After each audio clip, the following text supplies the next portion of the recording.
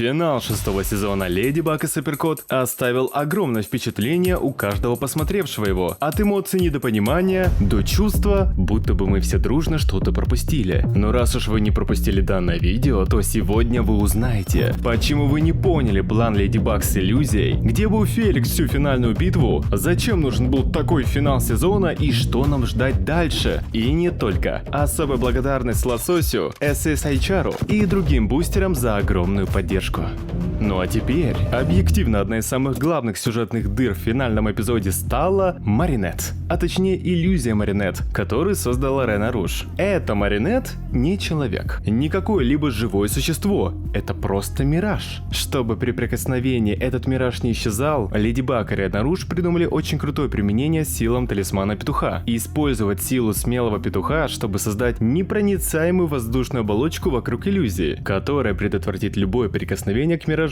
И при этом фактически разрешает условные прикосновения. За такой креатив ставим лайк. За всю остальную логику огромный дизлайк. И да, вы поняли, о чем я. Лайла аккуматизирует иллюзию, пустышку, мираж, в прямом смысле воздух. Вопрос начинается с того, как вообще Лайла почувствовала негативные эмоции несуществующей Маринет. И все это доходит до того, как Лайла вообще смогла общаться с иллюзией. Как будто это просто глупейшая ошибка сюжета, которую допустили авторы. Тут даже рояля из кустов не потребовалось. Все получилось провернуть силой воздуха. И Анг тоже тут ни при чем. Закрываем занавес, достаем помидоры, но на сцену выходит Лира Чудесная, которая поняла то, что не поняли вы. Да-да, я и тут нашел объяснения, до которых абсолютно никто в интернете не дошел. По крайней мере, мне на глаза не попадалось. Я не хочу сказать, что полностью 100% расскажу вам, что это было и почему это вообще сработало. Авторы допустили грубейшую ошибку, где вместо того, чтобы уделить немного времени и рассказать о гипотетических апгрейдах силы Рены Руж, показывали нам Маринет моющую полы. Ладно.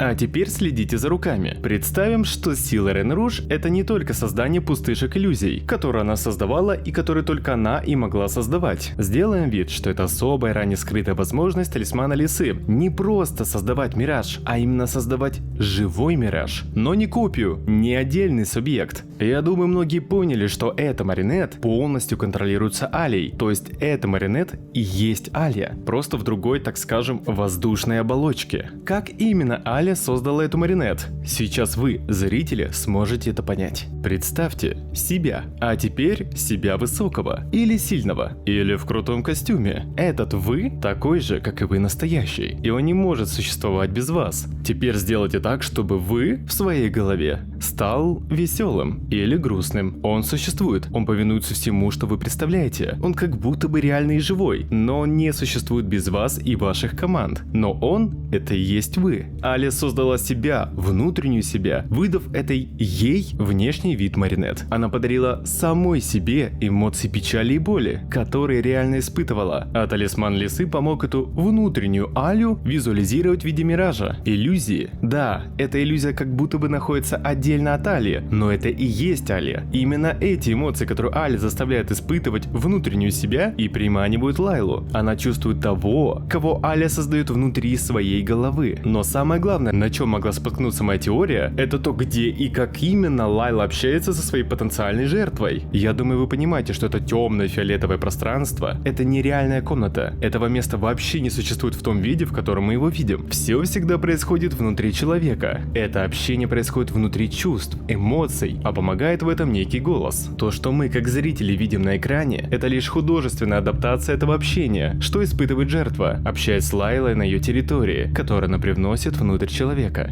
И одной из главных моих претензий при просмотре этой сцены заключалась в том, что Лайла никак не могла общаться с Маринет, которой просто не существует. Ей не с кем вести диалог, человека тут нет. Однако, если опираться на мою теорию, то Лайла общается с Алией, но не с самой Алией, а с той внутренней Алией, которую настоящая Алия создала внутри себя. То есть Лайла чувствует Алию, просто видит она ее не в настоящем облике, а в облике Маринет. Лайла устанавливает связь с сознанием Алии, а иллюзия иллюзия Маринет является лишь визуальным интерфейсом этого сознания. Эта внутренняя ее версия может существовать как будто отдельно от настоящей. Как и в вашей голове внутренний вы, но на самом деле нет, не может. Как только вы отключите эти мысли, внутренний вы исчезнет. И именно с внутренней Али разговаривает Лайла. Именно ее она аккуматизировала. И все это вообще смогло случиться только благодаря талисману лисы, который способен интерпретировать не просто пустую иллюзию с фантазией, а именно ту личность, которую Аля соорудила внутри себя, которую смогли соорудить и вы. Авторы по этому поводу не проронили ни слова, по крайней мере на момент выхода данного видео, поэтому приходится самим додумывать. Возможно, авторам было просто лень это делать, поэтому если они смотрят этот видос, я рад вас здесь видеть. В любом случае, как мне кажется, моя теория, даже если не является хоть на 1% истиной, но в любом случае интересная. И это даже не просто теория, а в неком смысле эксперимент, в котором поучаствовали все мы. Думаю, я заслужил лайк. Но и лайк заслуживает тот, кто не оставит вас без самых свежих и самых важных новостей мира Miraculous. Трейлеры, тизеры, анонсы, новые серии и их переводы. Все это доступно для каждого из вас в телеграм-канале Noir Show, только по ссылочке в описании.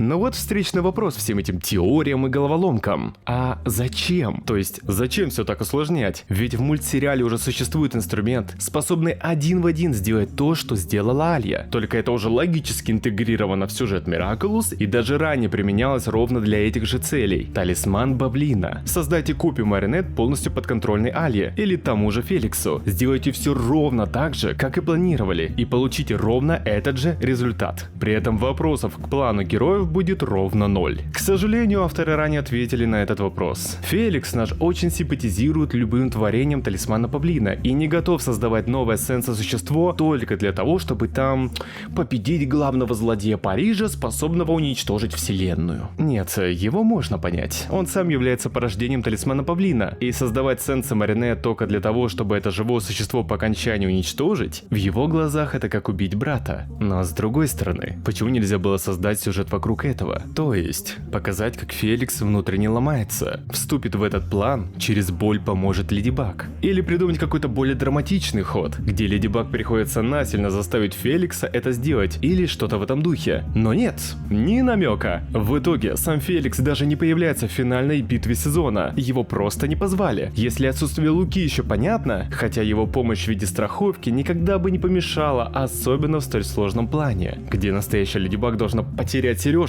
что очень рискованно. Но вот отсутствие Феликса — это неготовность авторов переступить границы приторного сюжета и вводить в этот сюжет дополнительные сложные дилеммы. Кажется, что все недосказанности мы своими силами закрыли, но нет. Существует еще одна проблема, которая также не дает мне покоя. Аля поняла, что Габриэль — это и есть монарх. Но странно вот что, она не знает, что с ним реально произошло. Она не спрашивала об этом Маринет и своими мыслями также не дошла. То есть, хорошо, Габриэль был злодеем, но он же погиб, да? Был активирован Гимми? Что произошло? И если бы она знала ответ на этот вопрос, то многое бы в ее голове стало на свои места, еще более аккуратно. Ведь главный факт в том, что злодей Габриэль совершил не злодейский поступок, спасая Натали от смерти, жертвуя собой. Просто представьте, сейчас в глазах Али Маринет та, кто защищает главного тирана Парижа только потому, что он был отцом ее парня. Когда на самом деле Маринет защищает тирана потому, что это было его последним желанием перед тем, как он постарался хоть как-то исправить свои ошибки. Да, он не стал из-за этого хорошим, но саму картину это сильно меняет. И если Алю волнует только тот факт, что Маринет соврала ей, то это как будто даже немного уныло. Надеемся, эту мысль хоть как-то будут развивать в будущем сезоне. Но это в будущем, а пока самый главный вопрос, который возник у меня после просмотра эпичного финального эпизода. В чем была суть 25-го эпизода? Что это был за план Лайлы и к чему он ее привел? Вы, надеюсь, не забыли еще про это. То есть, эпизод «Секретный протокол». Лайла не узнала тайную личность Леди Баг. Если таким поступком злодея хотел просто довести Маринет до сердечного приступа, идея хорошая, но в рамках истории 6-го сезона абсолютно бессмысленная. Причем мы точно знаем, что Лайла будто бы уже не подозревает Маринет Маринет в том, что она Леди Баг. То есть аккуматизации Маринет в эпизоде Heart Fixer было достаточно? Видимо, да. Причем, сколько бы я ни пересматривал 25-й эпизод, но понимания, зачем все это было, нет никакого. Единственное, что важно запомнить, та самая коробочка, которая должна была стать важным подарком для Сабины, возможно, находится до сих пор в доме. Маринет ее случайно обнаружит в 7-м сезоне, и сюжет двинется дальше. Хотя, зная, как автор забивает на такие вещи, возможно, коробочка была все время пустая и лишь поводом, чтобы аккуматизировать Ван Чена в Кунг-Фуда. В таком случае 25-й эпизод, кроме сцены перед титрами, становится вообще бесполезным, а его потенциал утерянным. Но отовсюду слышится только одно: это был не конец. 2 первых эпизода 7-го сезона все объяснят. Если это так, то я обязательно устрою пир в своем личном телеграм-канале. Не забудьте его посетить. С одной стороны, странно так делать. Завершать 6-й сезон, но оставлять завершение истории 6-го сезона на начало 7-го. С другой стороны, нечто подобное мы видели в конце 1-го и начале 2-го сезона. И выглядело в целом это гармонично. Нам остается лишь надеяться, что все очень неприятные шероховатости будут сглажены теми самыми первыми эпизодами нового сезона. И вот там все будет понятно, интригующе и драматично. Потому что финал 6-го сезона остался уж слишком недосказанным. Даже элементарно со стороны Лайлы. Да, она смогла улизнуть от супергероев Парижа, но куда она отправилась? В другое логово? К Томоэ? Это было ее фиаско? Или она даже из данной ситуации может выйти победителем и сделать жесточайший ответный удар? Обязательно узнаем, но в 7-м сезоне. Но вы обязательно напишите в комментариях ваши мысли по всем этим странным моментам финала 6-го сезона. Я думаю, у вас накопилась куча мыслей, которые мы все вместе можем обсудить. Обязательно подписывайтесь на мой канал, чтобы не пропустить новые видео о всех плюсах и минусах 6-го сезона и не пропускать новости о грядущем 7-м сезоне, который не заставит нас долго его ждать. Как и я вас. Всем спасибо за просмотр, до новых встреч!